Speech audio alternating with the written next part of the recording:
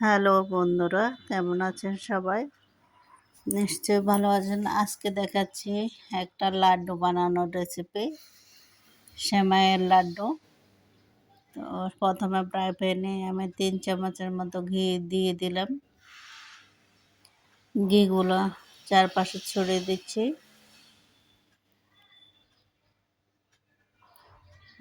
Fry প্যানের চারপাশে ছড়িয়ে দিলাম। তারপর এখানে দিয়ে দেব এবার দারচিনি, এলাচ আর তেজপাতা। এরপরে দেব এখানে কিশমিশ।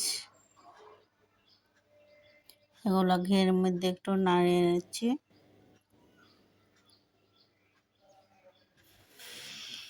কিশমিশ আপনারা যে যেমন পছন্দ করেন তেমন দিতে পারেন। এবার দিয়ে দিচ্ছি কাজু বাদাম কুচি। তারপরে এগুলো কিছুক্ষণ নাড়িয়ে নিয়ে এবার দিয়ে দেব এখানে লাচ্ছা সেমাই। সেমাইগুলো একটু ভালো করে নাড়িয়ে দেব, ঘিয়ের মধ্যে যেন সম্পূর্ণ মিশ্রিত হয়।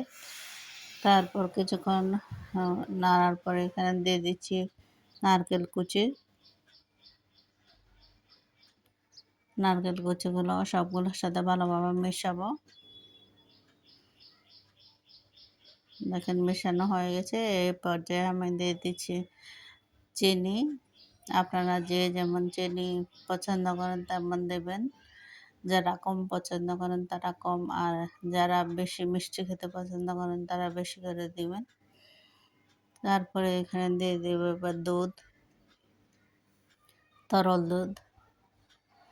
এবার দুধের সাথে এগুলো সবগুলো ভালোভাবে মেশাবো। মেশানো হয়ে গেছে, এই দেখেন। তো একটু গরম গরম থাকতে এগুলো লাড্ডু বানিয়ে ফেলবো। লাড্ডু বানিয়ে এগুলো আমি গুঁড়ো দুধে একটু গড়িয়ে নিচ্ছি। গুঁড়ো দুধে গড়িয়ে নিলে একটু সুন্দর লাগে, এমনিও খাওয়া যায়। তো দেখেন সবাই বানাচ্ছে এভাবে।